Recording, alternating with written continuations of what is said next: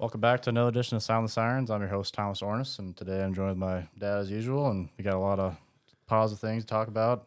Great road win at BYU, Yeah, it was. It was, national television. but it's really late. That was a grind. Yeah. I mean, if there is such thing as grinding on to watch a football game, that was it. But they made it easy on us because it was entertaining football. Oh yeah, just too bad that we missed the beginning of the game. I mean, Will McLaughlin's pick we saw only on a replay, and then we all of a sudden they turn it on and we're on the 5-yard line. So, but I'll take that over us throwing a pick. Which because you just want the game to start. They kept doing post game press they videotaped the coach walk all the way across the field. Yeah. Like, can we just go to the game? Yeah. But yeah, it's like obviously we missed some positive stuff, but it's not like we missed the best part of the game and we watched the rest of the game. It was nothing but positives. Our defense played really good. Our offense is coming together. BYU, we always thought it was tough because BYU only had lost 3 road games or home games, night games since 1999. They hadn't lost at home quite a while, I don't think. So it's just that was not a issue at all, and we took the crowd out of it right away. And I think that's what we kind of missed with what we did. ESPN didn't show the first of the game. I think that kind of obviously when your first pass is an interception, that really takes the air out of the. Then you fumble the kickoff. Yeah, I mean, takes the excitement out of the stadium for sure. And well, like I said last time, I listened to a BYU podcast that had one of their offensive linemen as a co-host, and he was just so embarrassed by the West Virginia game and how that'll never happen again, and you guys are we're gonna give it our best shot against Iowa State, and then they come out and start the game like that. Then it was the only thing that really I got just slightly concerned about was when they drove it down the field and scored to make it 10-7. I said, maybe they're not as bad as we think because they have beat Arkansas and they beat Texas Tech. So, I mean, I was shocked at how bad they looked, to be totally honest with you. But I don't know. It was anytime you can get a blowout win in the league, I don't care if they're a new member or not. We'll take it on national TV. On national TV, exactly. It was an advertisement for being a running back at Iowa State. When you see Abu and Sanders and Cartavius, the kind of day they had, and then you turn on Sunday and Brees didn't have a very good game. However, every commentator in the NFL talks about how he's so special. So, yeah, it's an advertisement. And the Hanson kid from Minnesota is showing flashes too. So, it was a great game. A great game as an Iowa State fan to watch. It was a low-stress one, which we don't get many of those in the Big 12. On national TV. Right, yep.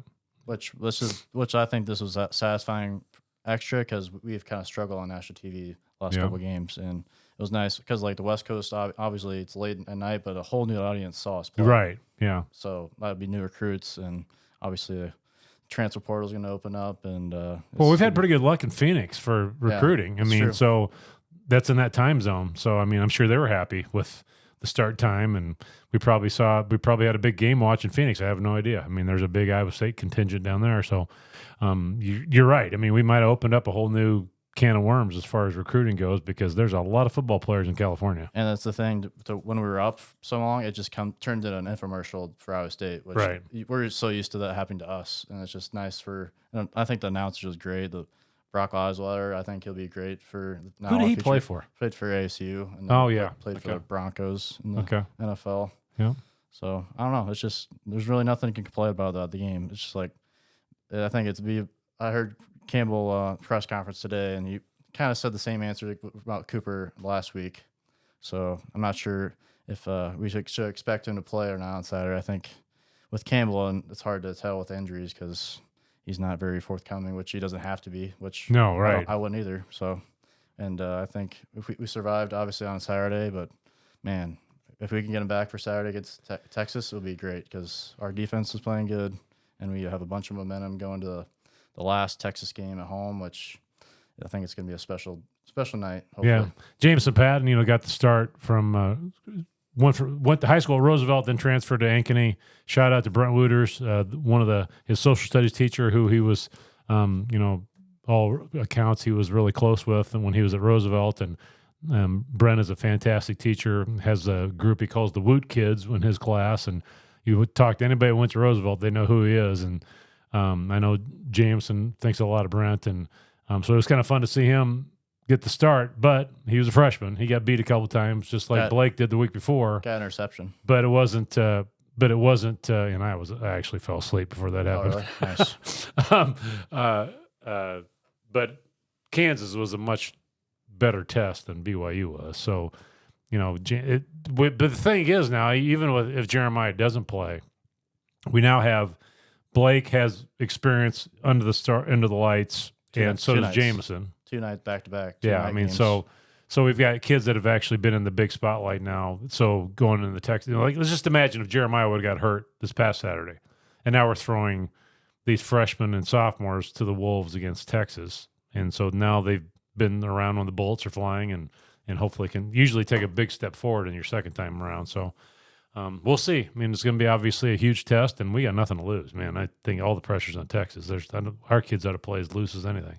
Yeah, and Ewers, I think, announced today or this week that he's going to most likely come back next year since he's in the NFL. So, and I just hope we can get pressure on him, because I think that would be our biggest thing for our defense is when especially against Texas at home, it feels like whenever we can't get pressure, that's when they just like lollygag around, and their receivers are really quick and they get open fast. So that's like the only thing we need to work on, which Texas has a great up front. Their lines are both lines, defense and offense, are really good. Which I think the offensive line has played better and better each week, and it'll be a huge test on Saturday against Texas, because I think against Oklahoma they kind of got pushed around. I think having that already under their belt, and we have all the momentum going into this weekend. So, and it's their third night game in a row. So we're in a routine of night games, which. And it's also a late kickoff, so it's going to be dark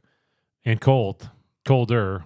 I mean, it's not going to be cold for Iowa people. It's going to be cold as far as Texas goes. I mean, it's going to be the lowest 32 that night. So by the time the sun goes down, it's going to be in the 40s.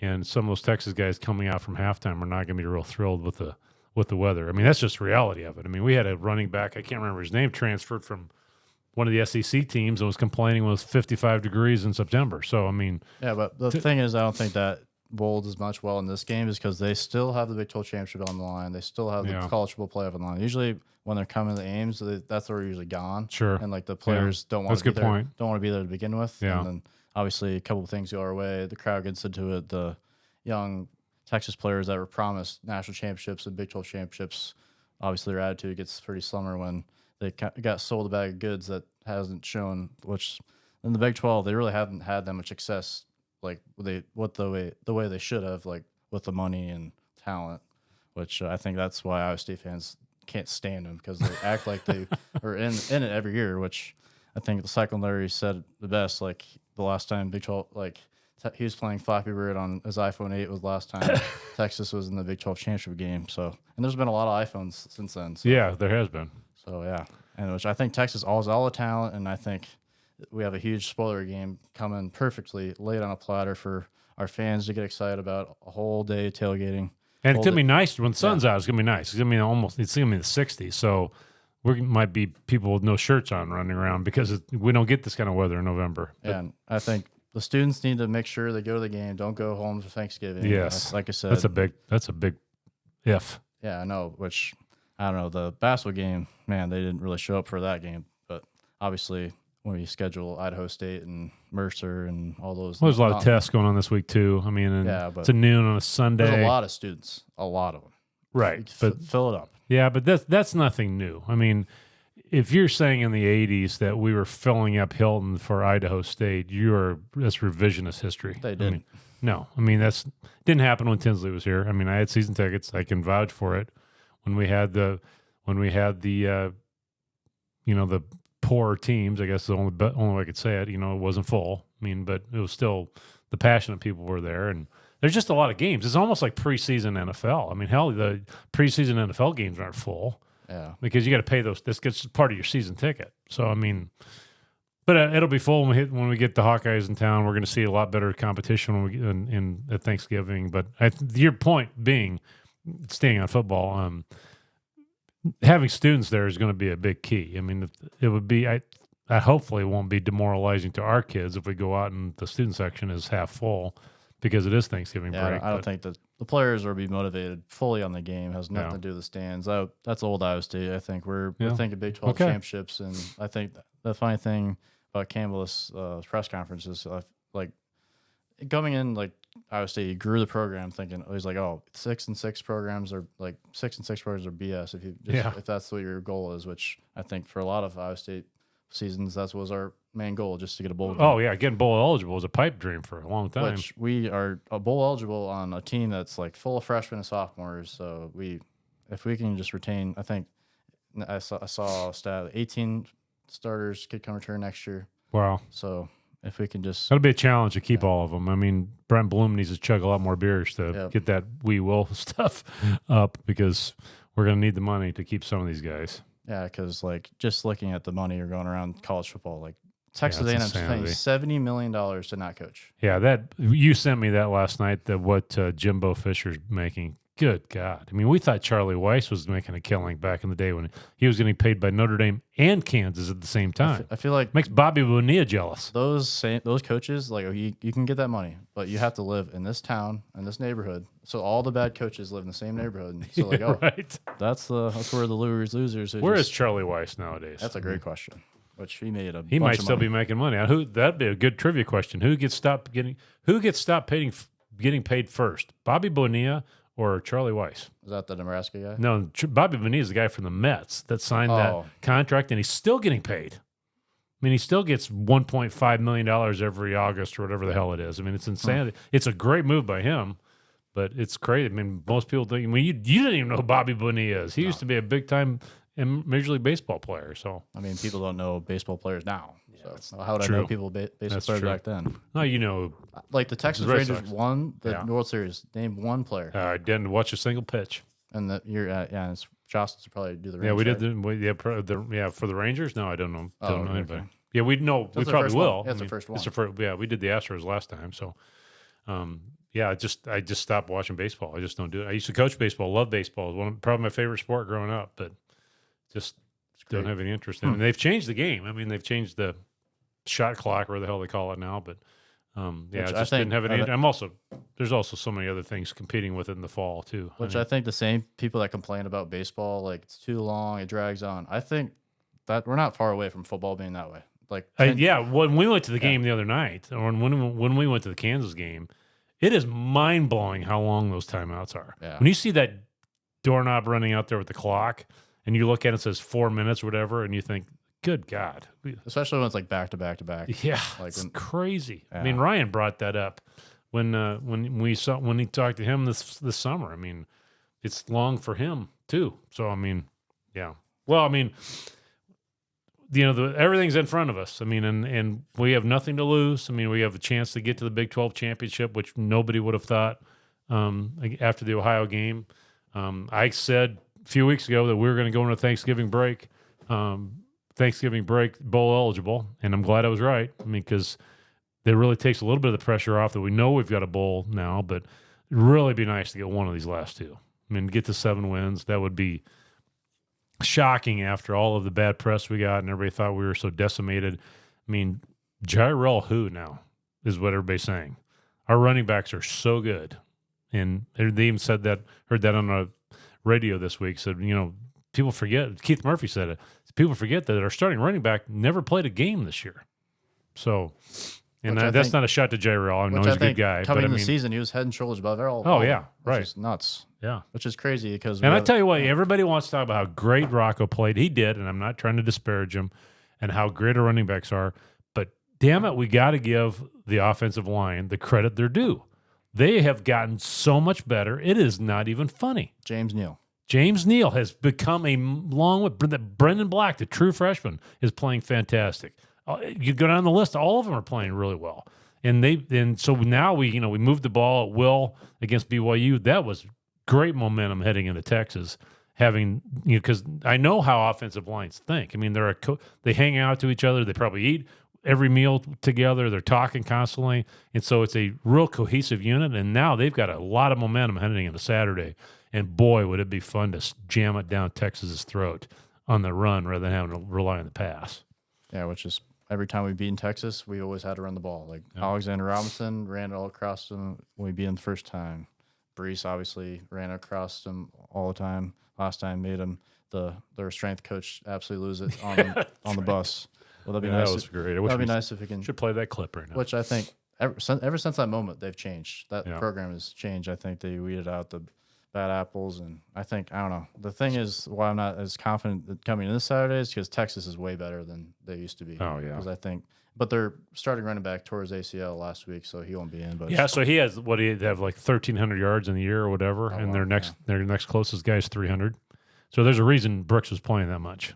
So that's a big guy. I mean, it's Texas, so they've got running backs, but there's a reason that guy was getting most of the touches. So we'll see. I mean, take Brees out of our lineup a couple years ago. The last 15 years, like the last decade, Iowa State's produced better running backs than Texas has. Oh yeah, which is crazy. Yeah. Which take away if Xavier just simply catches it last year and we beat him, it would have been like 4 years in a row, 5 years in a row of beating Texas. Yeah. Which, man, there's this one play could have changed everything because we should have won last year at Texas, but we just need to stop. We just can't give up big plays. Like the Kansas game, that big play killed us.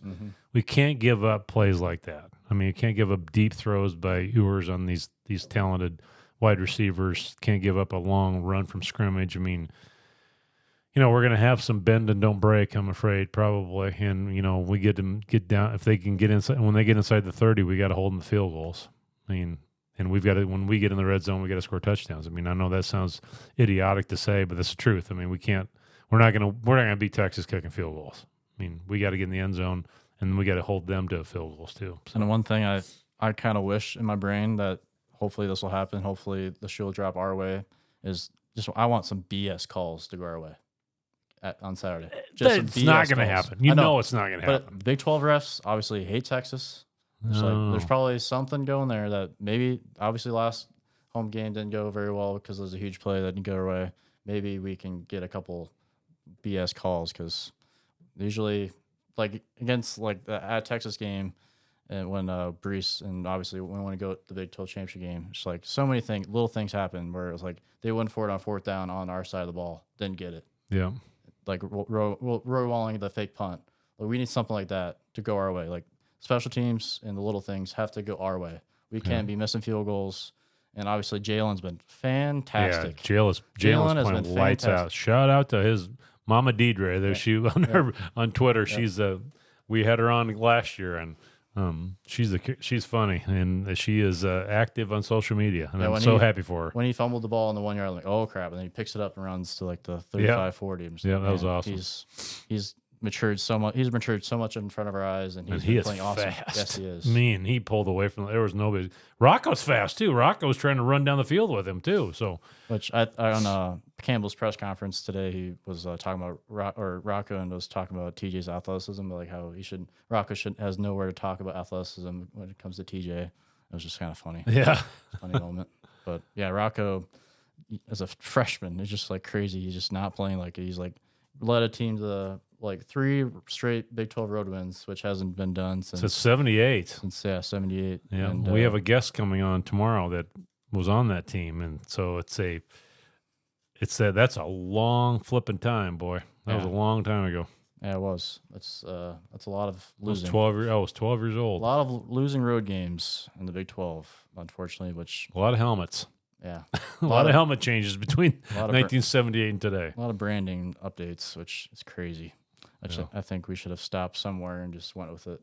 But yeah, I think we should have stopped with the one we had in 78. Personally, I mean, I think that's still one of our coolest ones. Yeah, I'm sure. The people who made those decisions are still probably around. No. But yeah, obviously basketball. There's really nothing much to talk about. I feel like because it's the opponents are they're so bad. And we're so much. I mean, we're so long compared to the other teams, and and all our guard play. I mean, Pavleski got in and had some important minutes on Sunday, and they're all playing so well. I still am a little concerned about our consistency from the 3-point line. I mean, Milan, you saw what teams are going to do. I mean, Sunday they took Milan away as best they could on the 3-point line, and somebody's got to step up. I mean, we got to have somebody else that's going to be hitting that shot consistently because Taman is, was 0 for 3, he only took 3 attempts, but Curtis Jones seems like he's kind of waking up a little that way. So we got to find somebody else that's going to keep them honest, that they can't just stay out on the wing on Milan. But to tell you what, you need a last second shot. Give it to Milan and let him do that step back. He can do that from anywhere. Yeah, like he doesn't even need to do this all the time, but he does it because I think he wants to get a shot up. Because he knows how to do it. And I think he's practiced a million times, and every time he does it, I'm like, yeah, it's unguardable. It's an NBA move. It's unguardable in the college basketball. If he can make that every time, or not every time, but just 3 or 4 times a game, it's like. But I mean, as if a you defender, it's just demoralizing. So I can't even get up there to block it. So it's kind of like Kevin Durant. So, but you know what he's going to do? He's going to start. I'm sure he's got a setup in his bag where he's going to stay on, keep his pivot foot down, and do that pivot around and do a fake and up and under and get somebody off the ground and do an and one. Pass it and gift it. I tell you what, but I was just talking about this with another high school basketball coach this week and saying, they changed that rule that, you're not going to see many charges this year. And I think the rule is you have to have both feet on the ground before one of their feet comes off the ground or something like that. I can't remember exactly what it was. But I said they're not calling many charges. And so at the end of a game, if you have a quick guard, just tell him to go to the rim. Yeah, Gilbert's going to have. Yeah, just tell him to go to the ring. He's going to get to the free throw line because they're not going to call charge.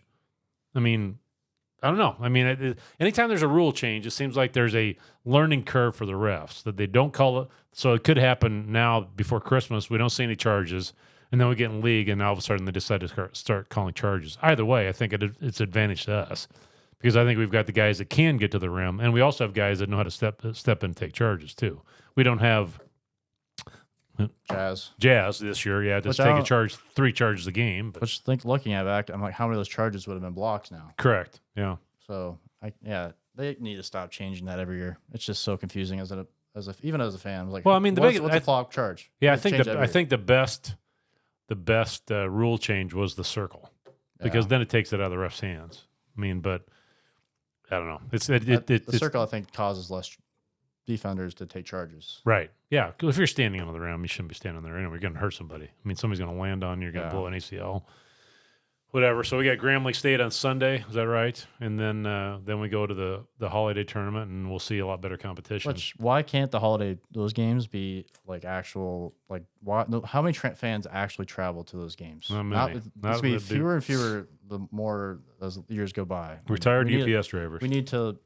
Yeah, which I need to. Why don't we just play those games, home games, and I don't know. Maybe that's one of college basketball's problems during this time, because there's no energy, there's no juice, because all the good games are not even home games. Yeah. They're played in Disneyland or they're played on an aircraft carrier or something like that. Which, I don't know. Obviously, it's more for the television, which it's all right. It's ESPN driving it. Obviously, they drive. Which everything. I think the whole light situation, obviously Jamie said it on Mirtha Andy that was not going to change. It's just his attitude was that's what ESPN wants, so that's what they're going to get. But we have a product. I mean, we have Hilton Magic that we can sell that a lot of other places don't. I mean, why does ESPN have to dictate how we have our lighting, for crying out loud? I mean, it's just there are cash cow for the next. I know, I get that, but I don't know.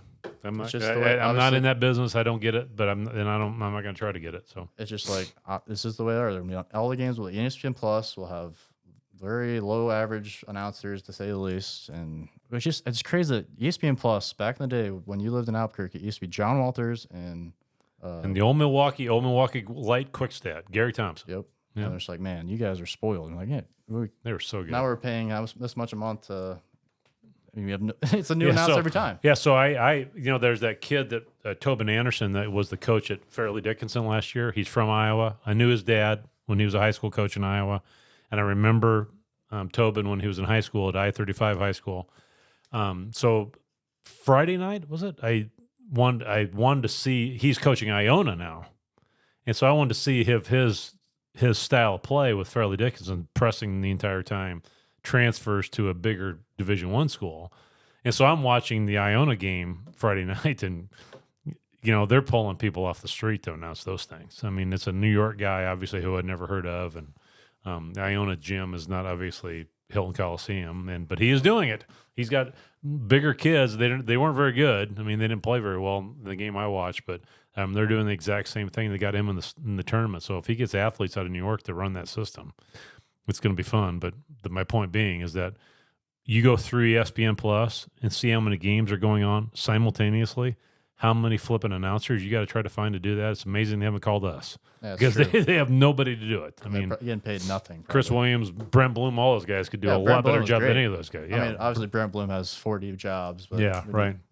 But he's great at it. Like, that's kind of he during the tornado game. I've listened to the past podcasts, and he said that one of his first calls was during the tornado game. Like, apparently there's some program that they let you do like 2 or 3 minutes like calling the game. Oh, I wonder if that's KUSR. I mean, that KUSR is the college radio station that John Baggs, that friend of mine, used to be on. Which, like, I wonder if they have like audio. I really, I've actually thought of that because John called the LeFester game.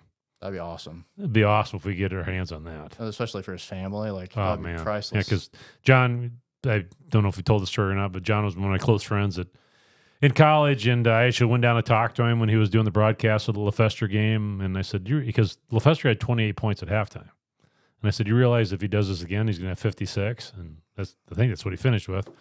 And so I just talked to him during a commercial break down there, and then he tragically passed away from cancer at age 38, I believe, something like that. And he was that young? Yeah, I mean, It was a long time ago. It was. Yeah, I mean, it was 19 years ago, something like that. So it just shows you how my brain thinks. I'm just like, I remember when you heard the news on the phone call, it was when Craig Brackens and Greg McDermott's last year, we went to the Colorado game, and Colorado didn't score 10 points in the first half, and then in the second half they finally got the double digits, and Hilton was all chanting double digits. It was just hilarious. Yeah, no, we got the call when I got home that night. Yeah, it's crazy. But anyway, it would be fun to get some of those old radio broadcasts, because I know you spend a lot of time, people don't know this, on YouTube. Thomas spends a lot of time cutting up some of the games so he can rewatch them without having to watch the 4-minute commercials. And doesn't get paid for it. It's just doing it it's just similar to Sound the Sirens. I mean, we're not getting paid for this either. And just doing it because he's got a passion for Iowa State. So speaking of that, if you're looking for Christmas gifts, we're modeling 2 of them today on YouTube. If you're seeing us, John Thomas has got the black and white hoodie, which is available at soundthesirens.com, and I've got the polo on, which we have we've got that on the website, don't we? I think so, yeah. Yeah, so if you're looking for Christmas gifts for your favorite cycling fan, we've got some, and we'll be glad to get them out. I'm storing them in my basement in Humboldt, Iowa, so they don't have to. If you order it in Des Moines, you'll get it the next day, because they'll send a UPS ground and you'll have it. So, or you want a cap and gown or something? Yeah, right. And we got new stickers too. Yeah, we haven't put those on the website yet. New window clings. Christy and Paige finally got theirs. Every time I've gone to Ames, because Barry and Carol, shout out to them. They live in Ames, so we have a place to stay when we go to Iowa State events. And every time I go, I forget to bring Christy a sticker. And finally, you got them. It was like good. It was like 4 straight times. I'm sure she's relieved. Yeah, 4 straight times where I forgot it. So yeah. So what do you think's going to happen Saturday? You think we're going to get the Shorthorns? I don't know. A lot has to do with big plays, like you said, and we just have to special teams and our defense has to keep doing what they're doing. It's like kind of like Iowa. If we just have those two, and whatever our offense can do is gravy, and it shows because our defense barely played a lot on Saturday because our offense was on the field most of the time. Well, I think we're going to have to score on defense. We obviously have. If we lose a turnover battle, it's over. I mean, we can't lose a turnover battle. I think we got to score on defense. I would really like to see Texas do what BYU did and challenge TJ Tampa, because I like our chances if TJ's gets thrown his direction a little more. And it was kind of cool that he did have people throwing his way against BYU, because it kind of gets him back in the flow, because he doesn't see many passes come his way. You're right. I mean, we need to have clean special teams, make our field goals when we get a chance, and get it to the fourth quarter, and then see what happens. When it gets cold and our fans are still tuned up, and let's see what happens. I mean, because the Kansas game, we kind of honestly take away that Jaylin play. I think we got outcoached against Kansas. The last play of the game, just everything goes on. They just I think John Haycock doesn't get outcoached many games in a row, and I think he will have something for him. Well, I think we're struggling without Jeremiah. I mean, it changed everything, and it made Bo Freeler's job harder. It made Malik Verdon's job harder. I mean, JMO had a blown coverage on Friday, and you could see Malik get up and look at him like, he was his responsibility, and we're just struggling with the run support versus when we stay in our lane for pass or zone for passes. I mean, because Malik had to come over and try to stop their tight end in the end zone, and that was JMO's guy. Same thing happened in the Kansas game with Blake. So it's just a learning curve. There's growing pains we have to deal with these young kids. So, but our kicking game is solid. Our return game is solid. Rocco has got to be able to handle the moment. I think the Kansas game is going to pay us dividends with the Texas game because Rocco's been in that environment against a really good team and has learned from his mistakes with, the pick six and whatever. So, and two of the biggest games, Kansas at home and the Iowa game, he had two pick sixes. I don't think he'll do that three times. No, I don't think. And that was a miscommunication, but again, it's young kids, but yeah, no, it's just get to the fourth quarter. Let's see. I think if we can get to the fourth quarter, I really like our chances. I mean, we can, but I don't want us to be playing, going in down 21 at halftime. I mean, that playing from behind against Texas will be tough, but we'll see. I mean, it depends on what version we get. And we, like I said, we got nothing to lose. And obviously last podcast, we were asking where Sama was, and Sama showed up. Oh, baby. He showed up. Jeez. Showed up big time. And yeah. That one cut for that touchdown was very Brees-like. Yeah, because imagine not playing the last couple of games. He didn't play at all against Kansas, and then played, and it was one of his first runs. They're already comparing to Barry Sanders. Yeah, right. Crazy. Yeah. But that one cut was. He didn't play again. When was his fumble?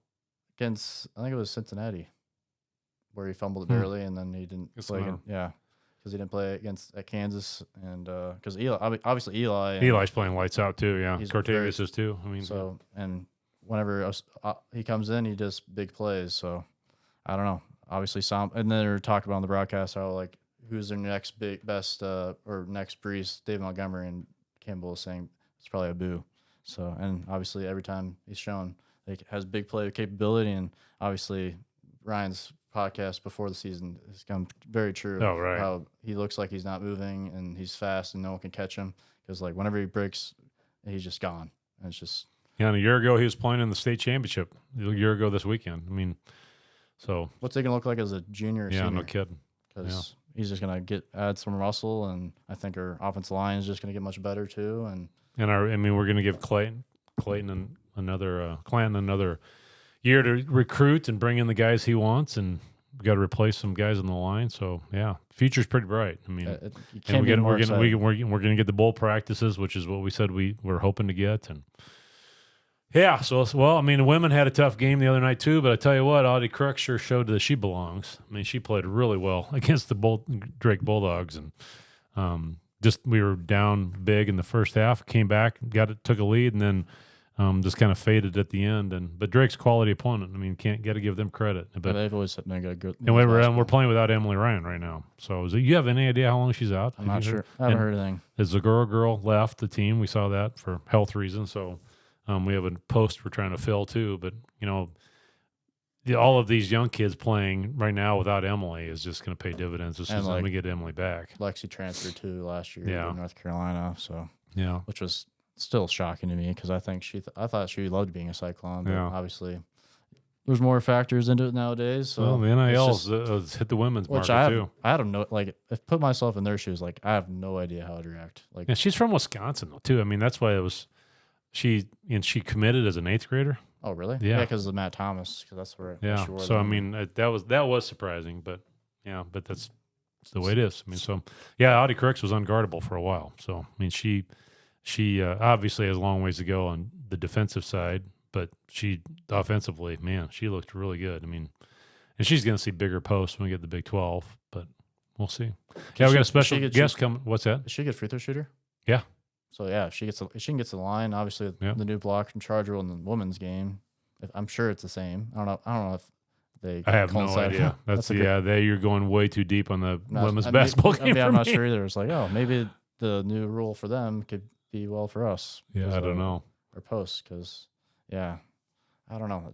I feel like obviously they have quarters. Yep. And they can answer the ball out of the timeout. I'm just like, why can't we do that? Well, yeah, that doesn't make any sense either. I think that would make it more You exciting. said that for 10 years at least. It would make it way more exciting. Yeah. Way more buzzer beaters. Like, what is the negative? Yeah, I don't know. I don't know why they're. I mean, why are we still in quarter or still in half? Is it just because the Christian Leitner game was you had to throw across the whole? Jeez, that was a million years ago. I know, but obviously it would have been less exciting if it was on half court. Yeah, I don't know. No, there's no way that's a justification for it. I don't know. Good question.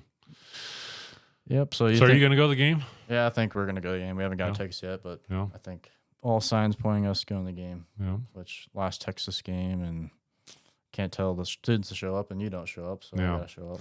Yeah, I'm in Cedar Rapids most of the weekend, so I'm not sure I'm going to be able to go. But I think Louis is going to he's flying in at 5:00, and he's going to drive and try to get to the game in time. So hopefully he can make that. Yeah. Hopefully traffic's not too crazy. Yeah.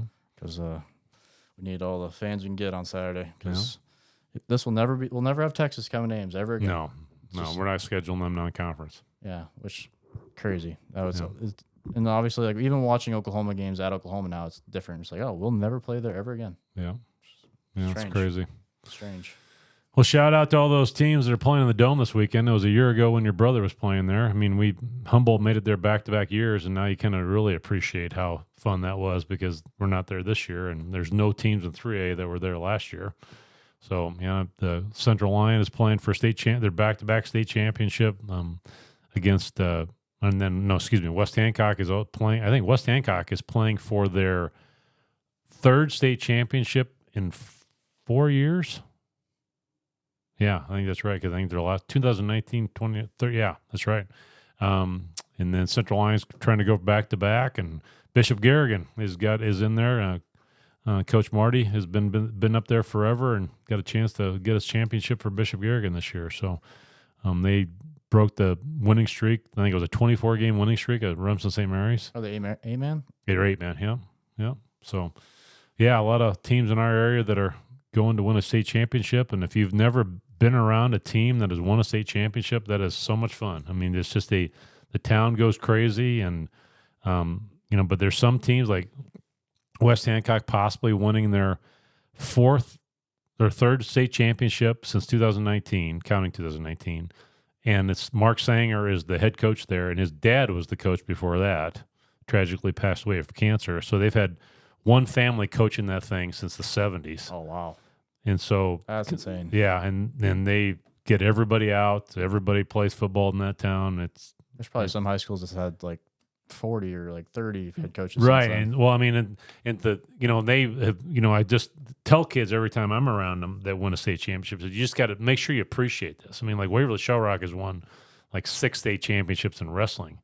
And, but there's some teams that never even get a shot at it. I mean, we've been in the finals as a school once, and some schools are there on a, every other year basis. I mean, Harlan's not there this year, which is bizarre. That's strange. I mean, they've been there for seemed like forever, but it's just they go out and support your local team if they're in the playoffs and any other time for that matter, because it's such a special time, and you have no idea how much time these kids are putting in nowadays. I mean, gosh, when your brother was junior, sophomore through freshman through senior in high school, they were doing speed training 6:00 in the morning.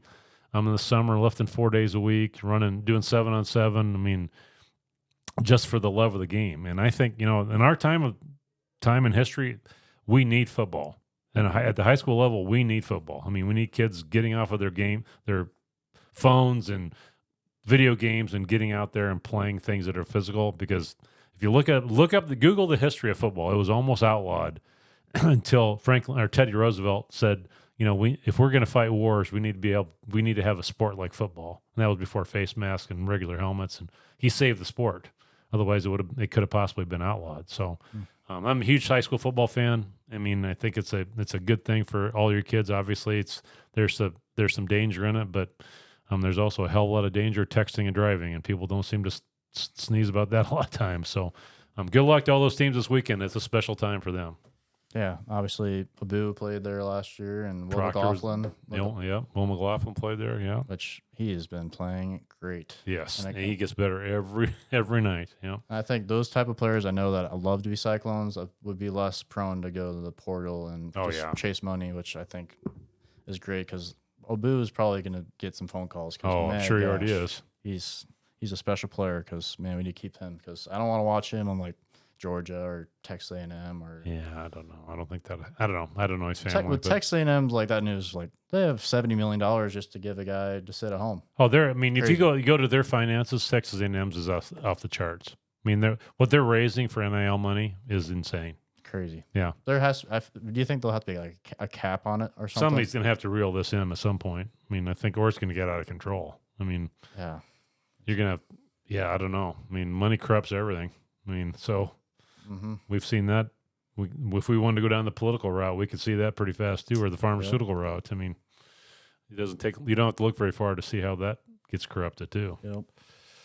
So yeah, no, it'll be a fun weekend. Hopefully we can get one ahead into Thanksgiving break and like Brock Purdy played well. Tyrese Halliburton like played crazy good. Like he's like a top 10 player, and like Twitter loves him, and like he's a great personality.